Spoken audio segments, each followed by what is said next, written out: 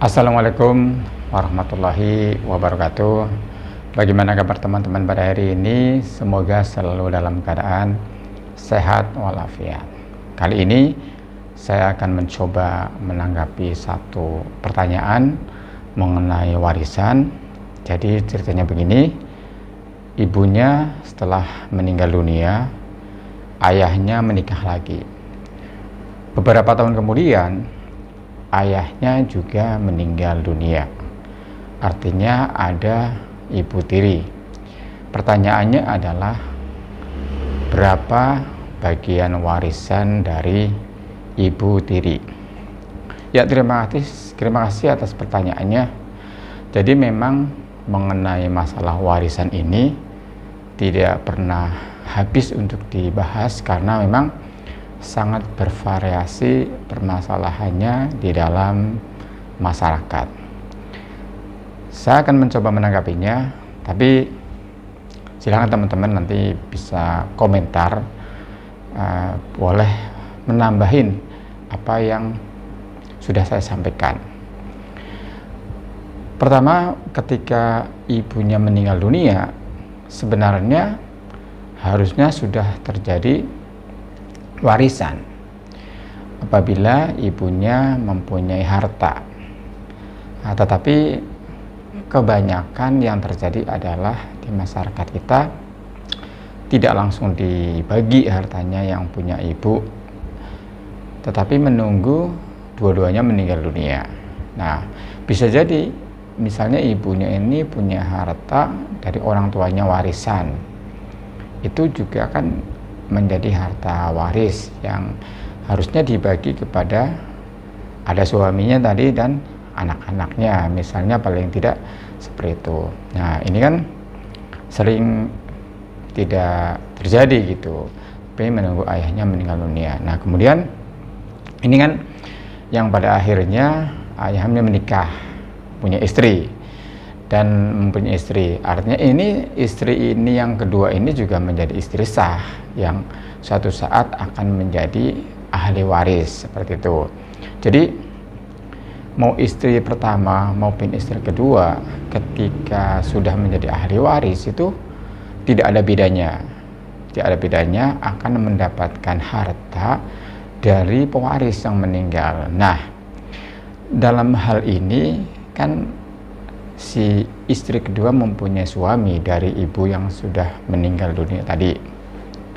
Sekarang kita mengasumsikan bahwa harta yang dimiliki suami ini adalah sudah punya harta suami gitu. Ketika artinya akhirnya ayahnya ini yang bertanya ini meninggal dunia dan mempunyai harta, maka harta ayah ini harus dibagikan kepada ahli warisnya. Ya, katakanlah ini ahli warisnya, kemudian sekarang ada anak dan juga ada istri, dan yang dalam hal ini adalah ibu tiri dari penanya. Tapi dalam hal istri ini ya sama, mau istri pertama, istri kedua, itu adalah istri dari suaminya, seperti itu. Nah, bagaimana pembagian warisannya untuk bagian dari istri? Nah, ini pertanyaannya kan mungkin penanya mungkin karena ini istri kedua gitu, atau ibu tiri, bagaimana pembagiannya? Jadi tetap istri, seperti itu. Ketika ayahnya atau suaminya ini mempunyai harta, dia akan dibagi kepada ahli warisnya tanpa membedakan dia istri pertama atau istri kedua. Kita anggap permasalahan dengan istri kedua, istri pertama itu udah selesai, masalah istri kedua. Nah, ya biasanya sih di Indonesia ini pembagiannya dengan kebanyakan itu dengan hukum Islam, hukum waris perdata maupun hukum adat, seperti itu. Nah, paling tidak saya akan mencoba menanggapinya dengan waris Islam dan perdata saja. Nah, apabila dibagi dengan waris Islam dan ini pakai dasarnya adalah kompilasi hukum Islam, di mana istri kedua atau ibu tiri dari penanya adalah sebagai janda, ya, sebagai janda. Nah, janda ini di dalam kompilasi hukum Islam adalah mendapatkan seperempat jika tidak punya anak dan mendapatkan seperdelapan apabila punya anak. Dalam konteks pertanyaan ini adalah si pewarisnya ya, jadi yang punya anak adalah pewarisnya yang punya anak itu pewarisnya, bukan jandanya gitu. Ketika pewarisnya punya anak, maka istrinya adalah mendapatkan seperdelapan.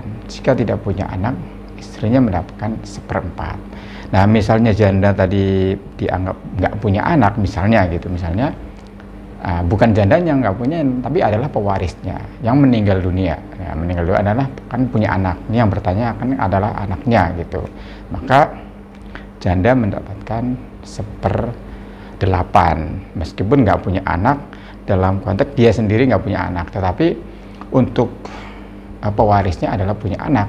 Yang bertanya ini adalah anaknya, maka janda atau ibu tiri adalah mendapatkan seperdelapan sesuai dengan aturan kompilasi hukum Islam seperti itu.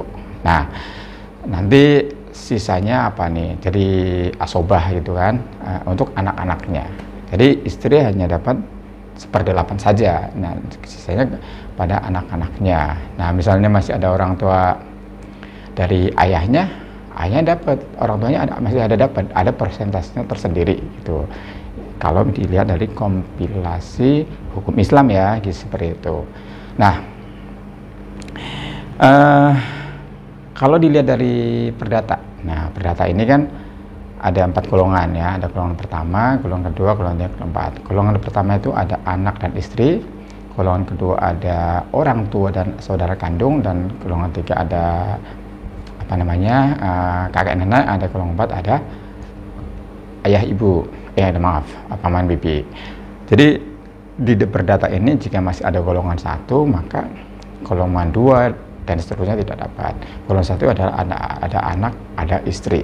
Nah, artinya ketika dipakai perdata ini sesuai nih konteksnya, hanya yang mendapatkan adalah anak dan istri. Istri ini meskipun istri kedua, ibu tiri, tetap sama statusnya adalah istri-istri juga gitu. Ya, di pembagiannya adalah dibagi secara rata kalau misalnya secara perdata. Ya kira-kira seperti itu tanggapannya, jawabannya, kesimpulannya adalah karena ini statusnya janda, maka secara kompilasi istri atau ibu tiri mendapatkan seperdelapan gitu. Nah, apabila dihitung secara perdata adalah dihitung secara sama gitu, karena secara perdata anak dan istri. Kemudian anak dan istri. Ya kira-kira seperti itu. Kalau secara adat mungkin tergantung daerahnya masing-masing. Kalau model seperti itu seperti apa untuk pembagiannya. Kira-kira seperti itu. Kalau dilihat kompilasi urusan, istri mendapat seperdelapan, sisanya jatuh kepada anak semua. Ya terima kasih, mohon maaf, silahkan kalau ada yang mau komen, menambahin apa yang sudah saya sampaikan, like, subscribe channel ini, mungkin kita bisa sharing, bisa diskusi, dan teman-teman bisa mendapatkan informasi berikutnya dari channel saya ini. Terima kasih. Assalamualaikum warahmatullahi wabarakatuh.